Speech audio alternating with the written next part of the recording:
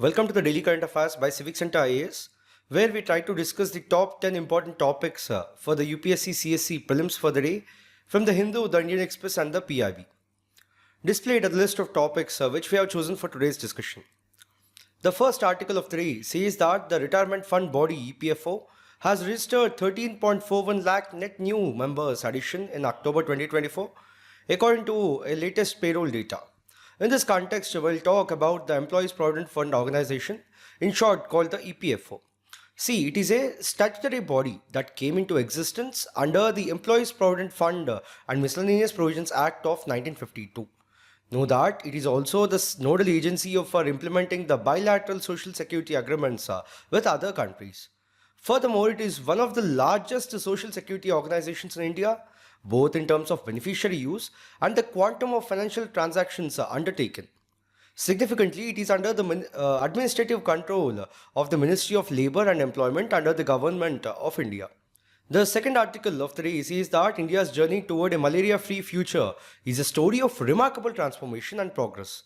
At the time of independence in 1947, malaria was one of the most pressing public health challenges with an estimated 7.5 crore cases annually and 8 lakh deaths.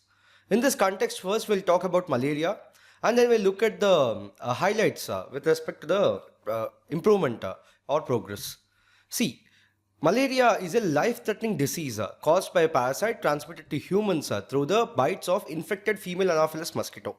Know that it is mostly found in the tropical countries and it does not spread from person to person but can be transmitted through blood transfusions or contaminated needles. No, but you have to know that malaria is preventable and curable. Now, what are the symptoms? See, mild symptoms include fever, chills and headache, whereas the severe symptoms include fatigue, confusion, seizures, difficulty in breathing, dark or bloody urine, jaundice, abnormal bleeding. Furthermore, the symptoms typically appear 10 to 15 days after being bitten by an infected mosquito. Now, talking about India's achievements, firstly, the malaria cases significantly decreased by almost 80% from 11,69,261 to 2,27,564 from 2015 to 2023. Furthermore, the deaths dropped by almost 80% from 384 in 2015 to 83 in 2023. Now, these are the various categories of category transitions. Moving on to talk about the strategic frameworks and plans.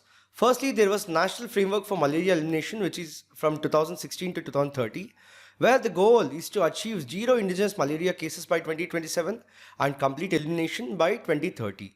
Furthermore, we have the National Strategic Plan for Malaria Elimination, where the focus is on enhanced surveillance, testing and tracking, real-time tracking via IHIP. Furthermore, integrated vector management, where the key interventions include indoor residual spraying and long-lasting insecticidal nets, which is about the targeted control of Anopheles stephensi for urban malaria. And the healthcare system was also strengthened using the following measures. Then with respect to research and collaborations, the research focus was on studies on insecticide resistance and therapeutic efficacy. Furthermore, intensified malaria elimination project 3, where it targets 159 districts across 12 states, and the activities include LLIN distribution, entomological studies, enhanced surveillance, etc. Now, with respect to India's global recognition, see, India's exit from the WHO's high burden to high impact IBHI group in 2024. This is a milestone marking India's significant progress in malaria elimination. The next article says that Prime Minister Narendra Modi on Wednesday laid the foundation stone for the Ken-Betwa river linking project in Madhya Pradesh, Khajuraho, aimed at solving the water woes of the Bundelkhand region spread across the parts of Uttar Pradesh and Madhya Pradesh.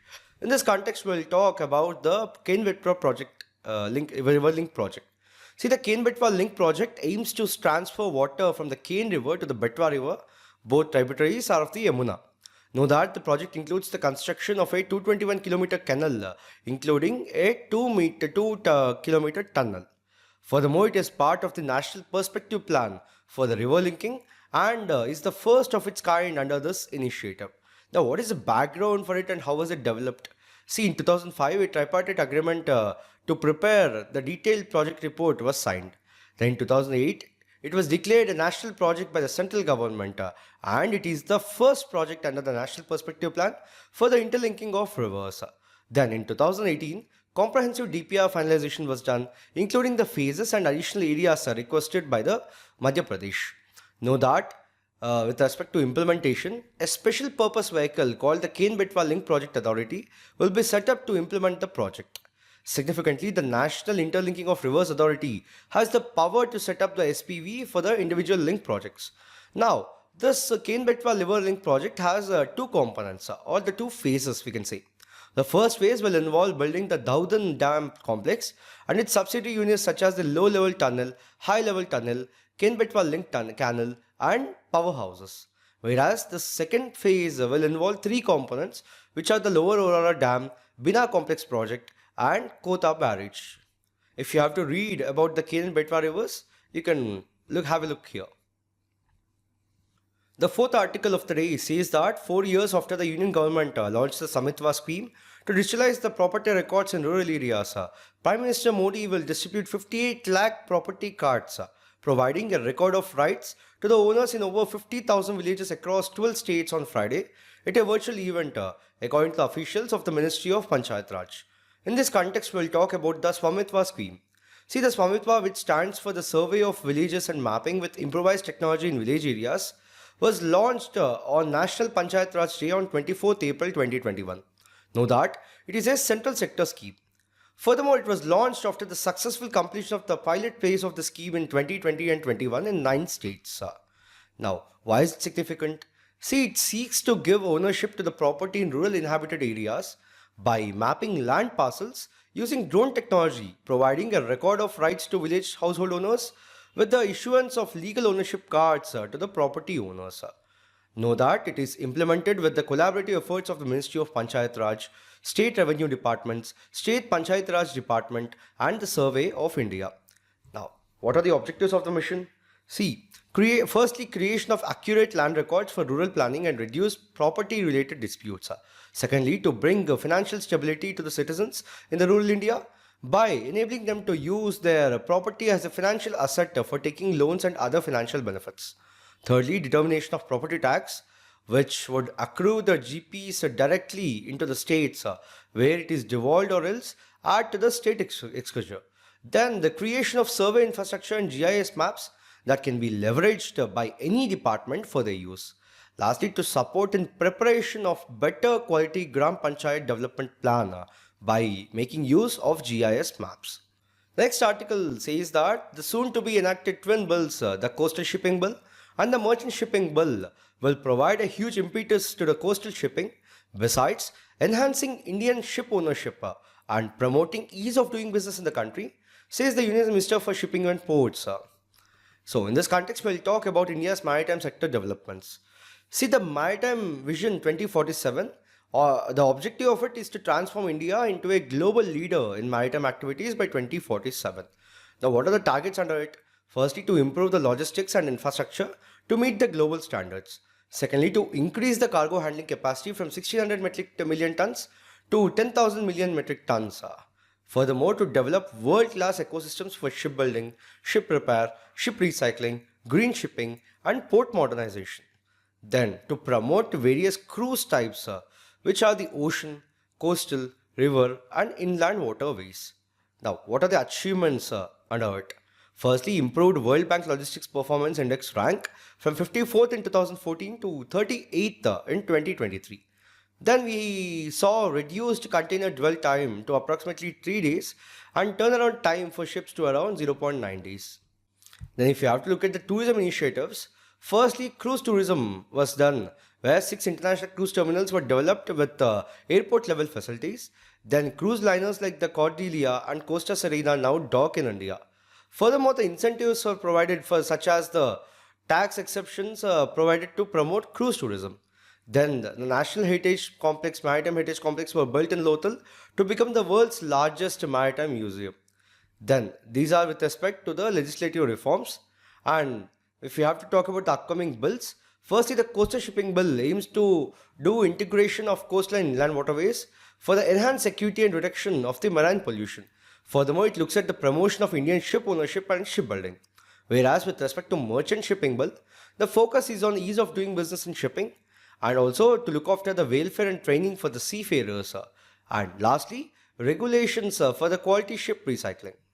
Next article says that a total of 76 projects with an allocation of 5,287.9 crore have been sanctioned under the Swadesh Darshan scheme, out of which 75 projects are physically complete according to Union Tourism Ministry. In this context, we will talk about the Swadesh Darshan scheme. See, it is a central sector scheme launched in 2014-15 by the Ministry of Tourism and Culture for integrated development of theme-based tourist circuits. Know that the objective is to develop sustainable and responsible tourism destinations across the country. With respect to funding, it is 100% centrally funded. Then, with respect to the implementation, the financial assistance provided to state governments, union territory administrations, or central agencies for tourism infrastructure development and operational maintenance of the projects is the responsibility of the respective state and the UT administration. Furthermore, under the scheme, 15 circuits have been identified for the development, namely Himalayan Circuit, Northeast Circuit, Krishna Circuit, Buddhist Circuit and Coastal Circuit, Desert Circuit, Tribal Circuit, Eco Circuit, Wildlife Circuit, Rural Circuit, Spiritual Circuit, Ramayana Circuit, Heritage Circuit, Tirthanka Circuit and Sufi Circuit. Then we have the revamped version of Swadesh Darshan, which is the Swadesh Darshan 2.0, where the scheme has been upgraded to focus on sustainable and responsible tourism development. And these are the key areas of focus under the Swadesh Darshan 2.0. The next article says that the government will continue its focus on improving quality spending, strengthening the social security net, and bring down the fiscal deficit to 4.5% of the GDP in the financial year 26, which is according to a finance ministry document. In this context, we'll talk about the fiscal deficit, then we'll briefly touch upon the Fiscal Responsibility and Budget Management Act of 2003. See, fiscal deficit refers to the shortfall in the government's revenue when compared to its expenditure. So when a government's expenditure exceeds its revenue, then the government will have to borrow money or sell assets to fund the deficit. The formula is simple for fiscal deficit, which is total expenditure minus the total receipts excluding the borrowings. Now, with respect to the Fiscal Responsibility and Budget Management Act or the FRBM Act of 2003, it is a key fiscal legislation in India aimed at institutionalizing fiscal discipline, ensuring fiscal stability, and managing government debt responsibility. Furthermore, it sets the target for fiscal indicators like fiscal deficit and public debt while promoting transparency and accountability in fiscal management. Now, looking at its objectives, firstly, to limit the government spending and minimize the revenue gap. Secondly, to ensure debt levels remain sustainable. Thirdly, to avoid excessive borrowing and inflationary pressures. Then to distribute the fiscal benefits and burdens fairly across the generations. Then to provide detailed public disclosure of fiscal performance and liabilities. Lastly, to present a statement of fiscal policies for the next 3 to 5 years. So these are the key features under it. So why is it significant? Firstly, it ensures fiscal discipline and debt sustainability. Secondly, it promotes macroeconomic stability by limiting excessive borrowing. Then it enhances the transparency and public accountability in fiscal management. And lastly, it contributes to the intergenerational equity by curbing irresponsible fiscal practices. The next article says that rupee is hitting fresh lows against the US dollar each day, and yet its exchange rate has scaled an all-time high in real effective terms. In this context, we'll talk about the real effective exchange rate. See, it is the weighted average of a country's currency value in relation to the currencies of its major trading partners, adjusted for the relative trade balances and inflation. Know that it measures the international competitiveness of a country's currency. Now, what are the key features under it? Firstly, the real effective exchange rate accounts for bilateral exchange rates and assigns weights based on the trade allocation of each partner. Furthermore, the larger trade partners have higher weights in calculation. Then, with respect to trade competitiveness, an increase in the REER indicates exports becoming more expensive, then imports becoming cheaper, and also a loss in the trade competitiveness. Then a decrease in the REER implies improved trade competitiveness. Now, what is the importance of this? Firstly, it indicates whether a currency is overvalued or undervalued. Then secondly, it helps assess whether a currency is in the state of equilibrium where demand and supply are balanced, ensuring stable prices.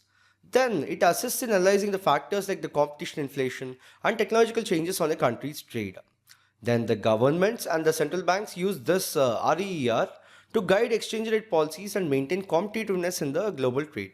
Now, what is the difference between the NEER and REER? See, the nominal effective exchange rate and the real effective exchange rate are both indicators of a nation's competitiveness in relation to its trading partners.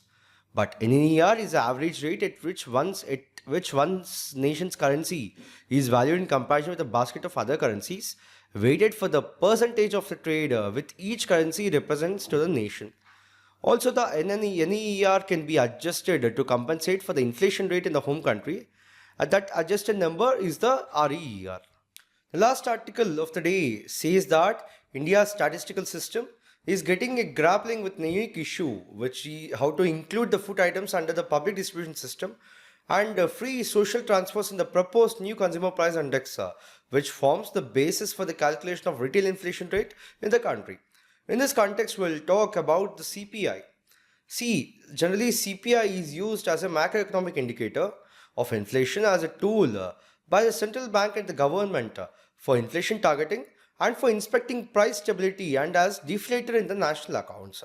Know that the consumer price index is it measures price changes from perspective of a retail buyer. Significantly, it is released by the National Statistical Office (NSO). Then in April 2014, the Reserve Bank of India had adopted CPI as its key measure of inflation. Now, what does CPI tell us? See, CPI also helps to understand the real value of salaries, wages, and pensions, the purchasing power of the nation's currency, and regulating rates. Secondly, CPI is one of the most important statistics to ascertain economic health. Is generally based upon the weighted average of the prices of the commodities. Then it basically gives an idea of the cost of the standard of living. But simply put, CPI specifically identifies periods of deflation and inflation for the consumers in their day-to-day living expenses. So if there is inflation when the goods and services are cost more, the CPI will rise over a period of time. Then if the CPI drops, that means that there is deflation or there is steady reduction in the prices of goods and services. Now, this is how the CPI is calculated. In this video, we have discussed 9 articles in total for today. We'll be back again with another video tomorrow. Thank you.